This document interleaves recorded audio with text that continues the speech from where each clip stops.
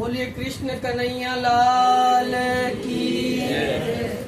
निजानंद स्वामी की जय। प्राणनाथ प्यारे की जय। महारानी बाईजुराज की जय। महाराजा छत्रसाल की जय। सतगुरु महाराज की सच्चिदानंद रूपाय विश्वोत्पत्त्यादिहेतवे तापत्रय विनाशाय श्रीकृष्णाय वयं नमः। श्रीकृष्णाय वयं मूकं करोति वाचालं पंगुलं यते गिरिं यत्कृपातमहं वन्दे परमानन्दमाधवं। यत्कृपातमहं वन्दे परमानन्दमाधवम्।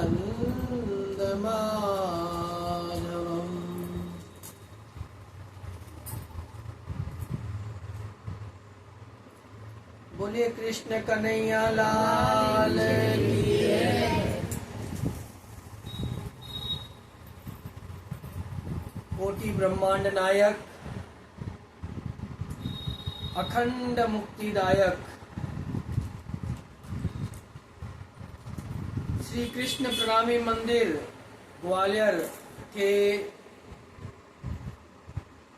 निज मंदिर में विराजमान श्री कृष्ण राधा श्री राज श्यामा जी के श्री चरणों में प्रणाम करते हुए, मंच पर विराजमान मेरे गुरुदेव के श्री चरणों में बारंबार नमन करते हुए, सेवाधाम मेड़ता से जागनी यात्रा के रूप में हमें जो 15 दिन 15 स्थानों पर भ्रमण करना है, आज उस यात्रा का प्रारंभ हमने मेड़ता से करते हुए सर्वप्रथम हमारा पड़ाव आपकी इस ऐतिहासिक नगरी ग्वालियर के अंदर आप सबके दर्शन हमें प्राप्त हो रहे हैं। शुभ गृह श्री राजेंद्र जी कुशवाहा माता जी, आपके श्री चरणों में हम बारंबार प्रणाम करते हैं। मेरे प्यारे प्यारे सुंदर साथ जी, आप सबको मेरा बहुत बहुत प्रणाम। सब बोलेंगे प्रणाम जी। जागनी यात्रा, जैसा कि अभी अभी आपने गुरुदेव के मुख से सुना कि ये एक गुरु का प्रथम कर्तव्य, परम कर्तव्य होता है, जो उनके शिष्य हैं, जो जागृत हो चुके हैं। देखिए, ये माया, स्वामी श्री प्राणनाथ जी महाराज क्या कहते हैं अपनी वाणी में, ये माया छे अति बलवंत। ये माया बड़ी शक्तिशाली है। ये क्यों कह रहा हूं? क्योंकि हमारे मन में प्रश्न आता है कि जब हमारी एक बार जागनी हो चुकी है, हम सब कुछ जान चुके हैं, तो हमें फिर हर वर्ष, जैसा कि अभी गुरुदेव ने कहा कि हर वर्ष हम आते रहें, आप बुलाते रहें, ज्ञान चर्चा सुनते रहें।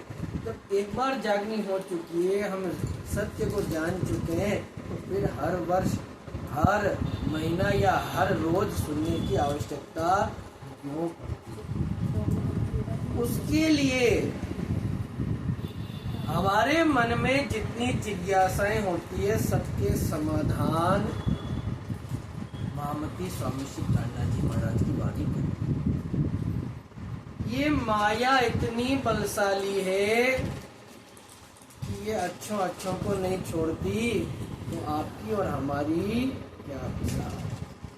इसके लिए हम हमारे गुरुदेव के उन सद्वचनों को सुनते रहें, दर्शन करते रहें, उनके आशीर्वाद लेते रहें।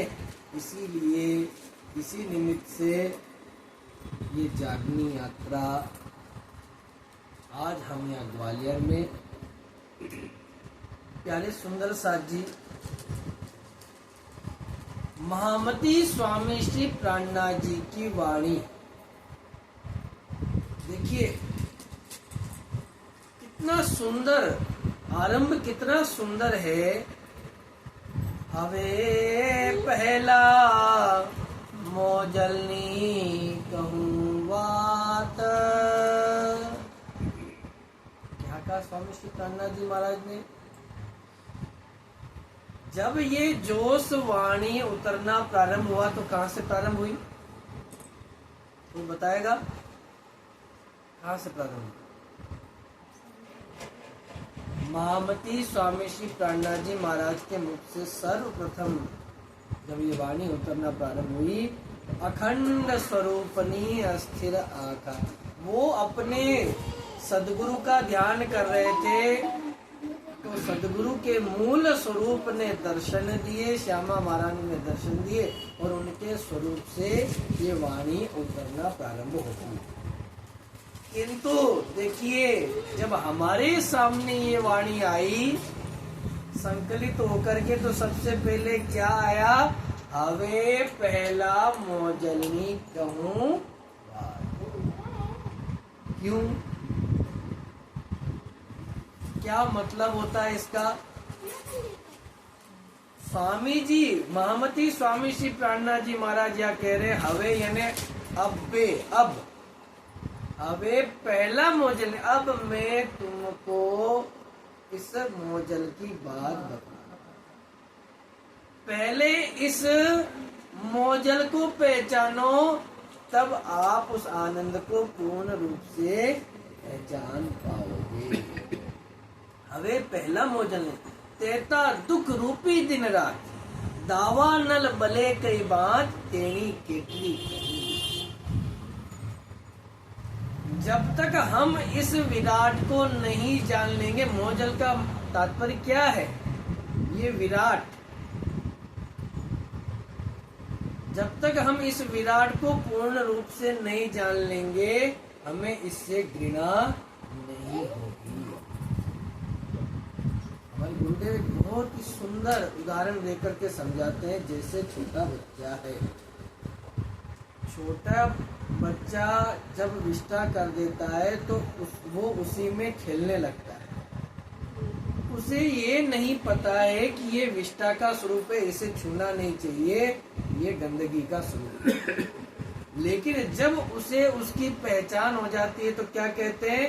छी छी कहते हैं। हम लोग क्या कहते हैं? देखो छी छी भर गया। जब तक हमें पहचान नहीं होगी तब तक हम उसी में खेलते रहेंगे, रचते रहेंगे, बसते रहेंगे। और जब पहचान हो गई तो उससे घृणा हो जाएगी। इसलिए महामती स्वामी श्री प्राणनाथ जी की वाणी भी यही कहती है कि पहले इस मोजल को पहचान लो, इस विराट को पहचान लो, और जब इसे पूर्ण पहचान लोगे तो इससे घृणा होने लगेगी। वैराग्य होना चाहिए ना। वैराग्य के बगैर आप परमात्मा को कैसे प्राप्त करोगे? वैराग्य की परिभाषा ये नहीं है कि आपने घर छोड़ दिया, या कपड़ों के रंग बदल लिए, या बालों को बढ़ा लिया, या केवल माला धारण कर ली और सब कर्तव्यों से विमुख होके अधूरा छोड़ के आप बाहर चले गए, एकांत में चले गए, जाके बैठ गए। केवल वो ही परिभाषा नहीं है। मैं ये नहीं कहता कि वो इसकी परिभाषा नहीं है, केवल वो ही परिभाषा है। वैराग्य का आप संधि विच्छेद कीजिए। वैर धन राग, वैर और राग, हमें माया से तो वैर होना चाहिए। और माया मैंने क्या, ये संपूर्ण ब्रह्मांड, विश्व ब्रह्मांड, ये विराट, ये मोजल, इससे तो वैर होना चाहिए। और परमात्मा से राग, राग मैंने क्या, प्रेम। कैसे होगा? आज बात चल रही थी ऊपर, हमें प्रेम किससे हो सकता है? इसका उदाहरण है संसार में, जब तक किसी एक अविवाहित कन्या जिसका सगाई संबंध नहीं हुआ हो, तब तक उसके सामने सैकड़ों ऑप्शन रहते हैं। इससे भी सगाई हो सकती है, उससे भी हो सकती है, उससे भी हो सकती है। अभी उसका प्रेम निश्चित नहीं है, लेकिन जैसे ही सगाई हो गई, रोका हो गया, संबंध हो गया, अब उसे पता है कि भविष्य में ये मेरे पति बनने वाले हैं, इन्हीं के साथ मुझे पूरा जीवन बिताना है। तो धीरे धीरे करके जब पहचान हो गई कि ये मेरे पति हैं, तो उनसे प्रेम होने लगेगा। उसी तरह से जब तक हम दुनिया में चारों तरफ भटकते रहेंगे, उसे प्रेम नहीं कहते हैं। क्या उसे पतिव्रता का लक्षण क्या होता है? हम सब पढ़े लिखे हैं, सब समझदार हैं, और ऐसा नहीं कि किसी ने कुछ कभी सुना नहीं, शास्त्रों में भी बहुत अच्छे से आता है। सबसे उच्चतम भक्ति किसे कहा गया है? पतिव्रत भक्ति। हमारे निजानंद संप्रदाय के सिद्धांत में क्या आता है? पतिव्रत साधन मार्ग। पतिव्रत भक्ति का तात्पर्य क्या होता है? पतिव्रता शब्द का अर्थ कोई बताएगा? पूर्ण समर्पण, जिसका केवल एक पति, एक धनी, जो आत्मा या जो पत्नी केवल एक से प्रेम करती हो, उसे पतिव्रता कहा जाता है। और जो अनेकों से प्रेम करती है, उसके लिए मैं शब्द नहीं कहूंगा, आप सब अच्छे से जानते। तो बताइए भला, इस आत्मा को हमने कहाँ कहाँ भटका रखा है? जब आज ये त्योहार आया तो हमने उसकी पूजा की, कल ये त्योहार आया तो उसकी पूजा की। आप शास्त्रों को पढ़िए, ये जितने देवी देवता बनाए गए हैं ना, ये बनाए गए हैं, निर्मित हैं, ये विभूतियां हैं उन पूर्ण ब्रह्म परमात्मा की। ये पूजने के लिए नहीं बनाए गए हैं, सब अपने अपने कारण से बनाए गए हैं। इस आत्मा के लिए तो पूजनीय, प्रेम करने के लिए एक वही है जो अखंड है, जो पूर्ण है। क्या हम ऐसा करते हैं? ब्रह्म सृष्टियों का ये लक्षण है। परम धाम जिस आत्मा को जाना है, उसका प्रथम लक्षण है पतिव्रत भक्ति। हमारे उपास्य एक हो, हमारे इष्ट एक हो, हम एक की पूजा करें, हम एक का ध्यान करें, हम एक का चिंतन करें, हम एक का मनन करें, हमारे आगे एक हो, सोए तो एक, उठे तो एक, बैठे तो एक, ध्यान करें तो एक। एक जब तक हमारे सामने नहीं होगा, हमारा मन एकाग्र कैसे होगा? एकाग्र का मतलब क्या होता है? एक प्लस अग्र, आगे एक होना चाहिए। हमारे आगे एक है क्या? एक गुरु, एक ज्ञान, एक धर्म, एक सिद्धांत, एक पद्धति, सब कुछ एक होना चाहिए। और जब वो एक हो जाएगा, तब महामती स्वामी श्री प्राणनाथ जी महाराज क्या कहते हैं? जब उस एक की पहचान हो जाएगी, तो एक सत्य की पहचान हो गई तो असत्य अपने आप हमारे सामने, या असत्य की पहचान हो गई तो सत्य हमारे सामने। इस विराट को पहचान लिया तो जो शेष बचेगा वो सत्य है, बस केवल वो ही सत्य है। ये हमें पहचान करना। हवे पहला मोचन, पहले इस संसार को जान लो। इसी चौपाई को समर्पित करते हुए महामती स्वामी श्री प्राणनाथ जी महाराज प्रकाश गुजराती में भी एक चौपाई कहते हैं। क्या कहते हैं? ते ऊपर एक कहूं विचार, सांभलो साथ मारा सिरदार। आज 14 भवन देखो आकार, एहना मूल नो करो विचार।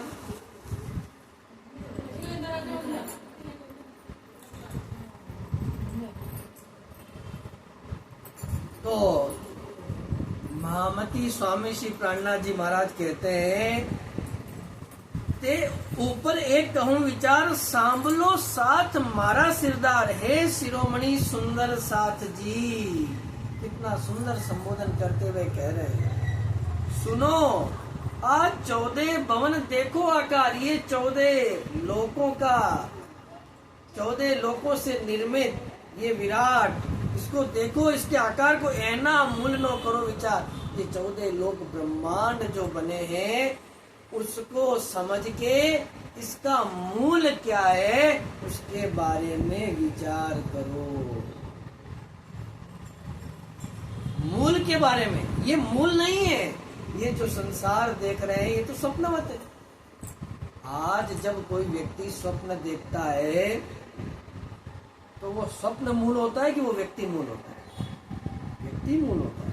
स्वप्न तो एक कल्पित है, समाप्त होने वाला है, लेकिन क्या सोया हुआ व्यक्ति ही मूल है? नहीं, उसकी जो जागृत अवस्था होती है वो उसका मूल स्वरूप है। उसी तरह से इस संसार का मूल, इसका कारण, इसका महाकारण क्या है उसके बारे में विचार करो। हमारा निजानंद संप्रदाय श्री कृष्ण प्रणामी धर्म के सिद्धांत हमें उसी मूल के बारे में बतलाते हैं। देखिए, आज हम लगभग सभी निजानंद मतावलंबी यहाँ बैठे हैं। हमारे संप्रदाय का प्रारंभ कहाँ से हुआ? क्या कोई बताएगा? जो हमारे संप्रदाय का प्रारंभ है वो ही हमारी वाणी का प्रारंभ है। जो वाणी की 18,000 आज आते हैं, जो आपने प्रश्न किया था, ये संप्रदाय में इतना मतभेद क्यों चल रहा है?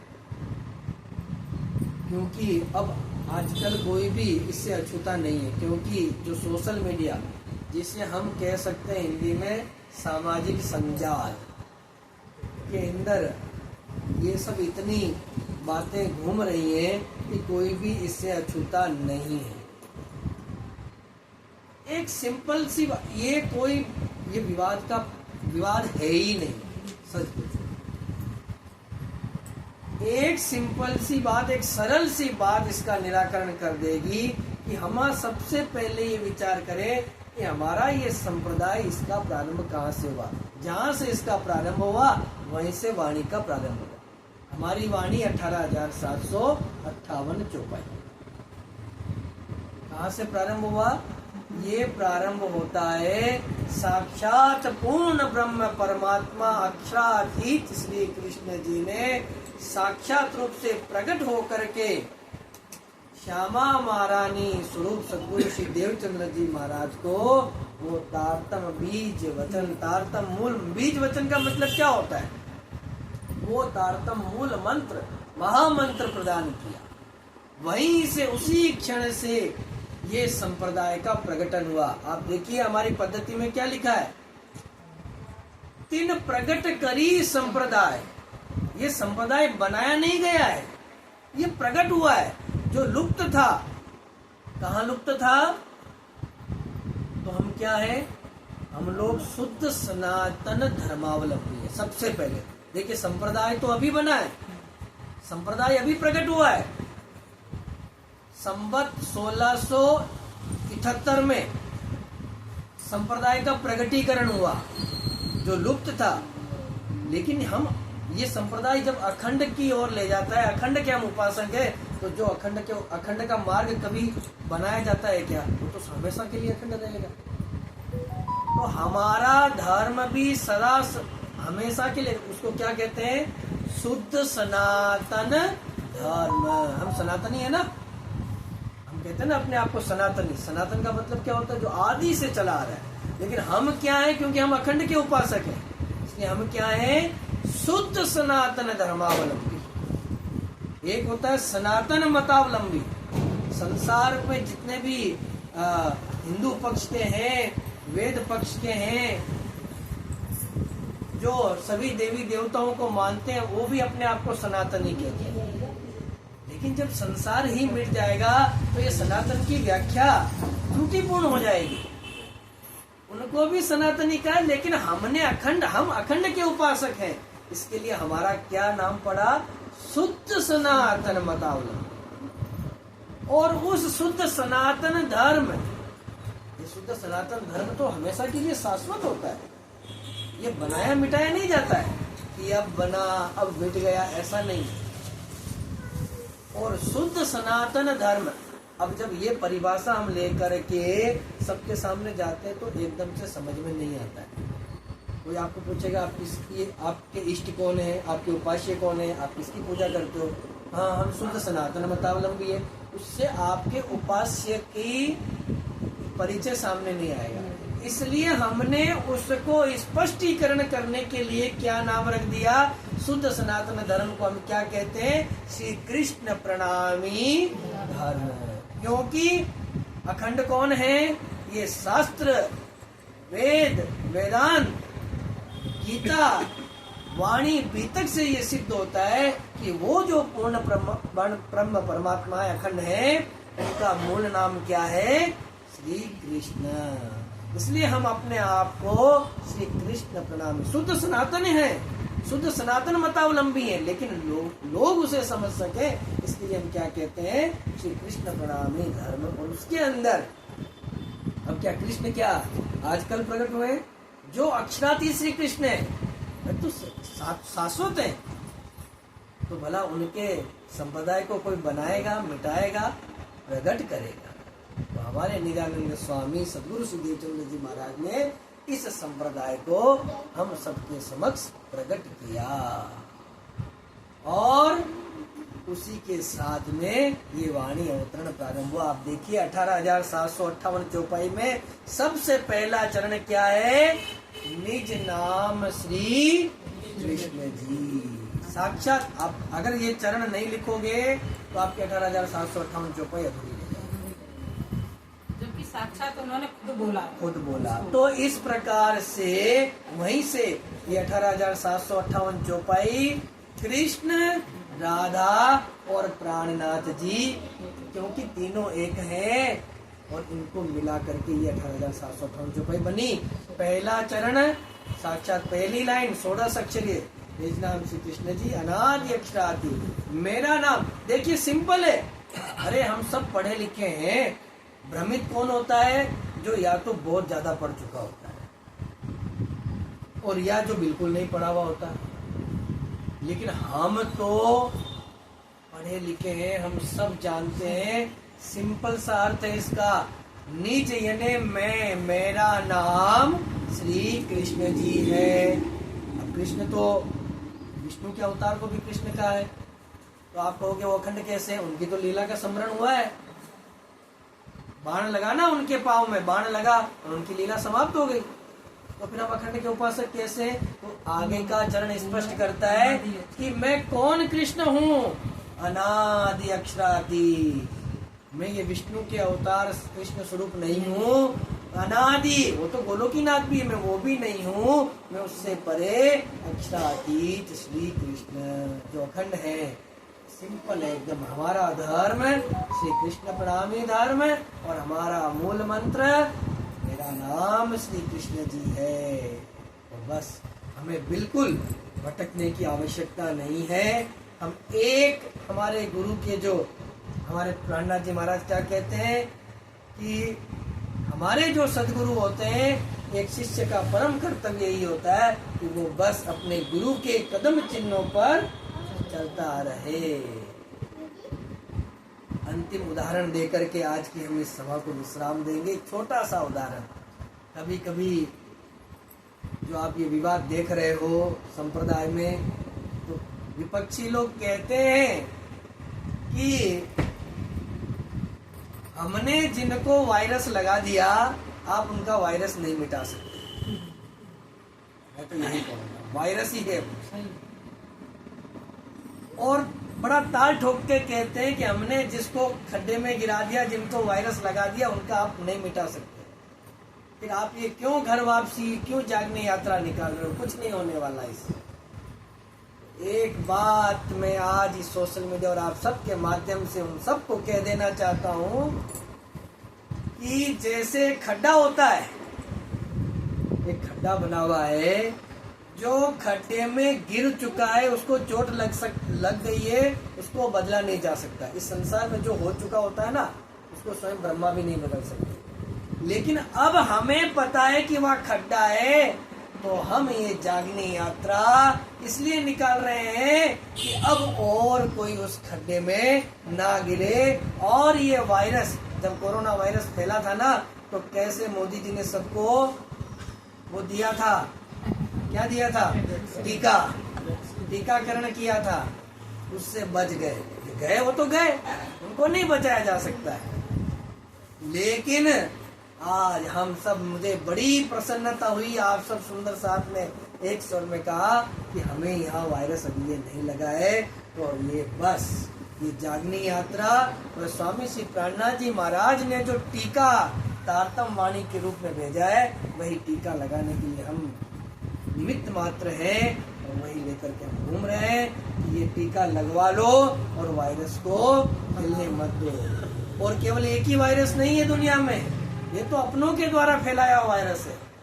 दुनिया में और भी माया, ये जितने माया के रूप है वह सब वायरस के रूप है। तो प्यारे सुंदर साथ जी, आप सबके चरणों में निवेदन है, सबसे पहला पतिव्रत धर्म। भूतकाल में हमने क्या किया? जब भी गुरुदेव आते हैं, संत महात्मा आते हैं, कुछ प्रवचन करते हैं, तो भूतकाल में क्या किया उसके ऊपर नहीं चलना चाहिए। अगर कुछ अच्छा लगा, कुछ अच्छा सुना और उससे हमारे भविष्य में कुछ परिवर्तन आ सके, काल करे सो आज करे, आज करे सो अब। हम अब से ये प्रण लें, संकल्प लें, हम पतिव्रत धर्म को निभाएंगे। दुनिया कहती रहे तो जो कहती रहे, हम दुनिया की, क्योंकि हम परम धाम के हैं। हम पहले तो माने हम अपने आप को कि हम परम धाम के हैं, ब्रह्म सृष्टि है, कोई परवाह नहीं। एक हमारा इष्ट हो, एक उपास्य हो, एक पूर्ण ब्रह्म परमात्मा की हम उपासना करें, एक उनका ध्यान करें, एक अक्षराधीश श्री कृष्ण जी की हम पूजा पाठ करें। और जो हमारी गुरु परंपरा चली आ रही है, उसी मंत्र के ऊपर और उसी सिद्धांत और पद्धति के ऊपर हमें चलते रहना है। यही आप सब चरणों में निवेदन है। आइए फिर आगे कभी देखिए, हम आप सबसे निवेदन ये भी करेंगे कि आप कभी समय निकाल के मेड़ता आइए, कुछ सीखने के लिए। 10 भी आइए, 20 भी आइए, आप 10 भी आएंगे, ऐसा नहीं कि 50 आएंगे तो ही हम लेकर के बैठे। आप 10 लोग भी आएंगे, 3 दिन के लिए आइए, कुछ सीखिए, या आप हमें बुलाइए सीखने के लिए कि वो तारतम वाणी, महामती स्वामी श्री प्राणनाथ जी की वाणी हमें क्या शिक्षा देती है, हम अपने आप को कैसे इस माया से बचा सकें, हम कैसे अखंड हो सकें। इस आत्मा के लिए भी समय निकालिए और ऐसा कभी प्रयास कीजिए। या तो आप आइए या हमें बुलाइए, कभी 3 दिन के लिए बैठिए। आज हम 2-3 घंटे के लिए बैठे, कभी 3 घंटे 3 दिन के लिए भी बैठ करके हम उस अखंड की चर्चा करें और उसके बारे में कुछ जानें। आइए कुछ जयकारे के साथ आज की सभा को हम यही विराम देंगे। बोलिए कृष्ण कन्हैया लाल की। इतनी देर से मैं ही बोल रहा हूँ, थोड़ी देर आप भी बोलिए। बोलो सद्गुरु महाराज की जय, प्राणनाथ प्यारे की, महारानी बाईजू राज की, महाराजा परमहंस महाराज की, कृष्ण प्रणामी धर्म की, भारत माता की, गौ माता की। अब मैं बोलूंगा वंदे, आप बोलेंगे मातरम। वंदे मातरम के वंदे मातरम, वंदे मातरम। जय जय श्री राधे, जय जय श्री राधे, जय जय श्री राधे। राधावर कृष्ण चंद्र की जय। प्रणाम जी। हाँ जी, अब आ जाइए।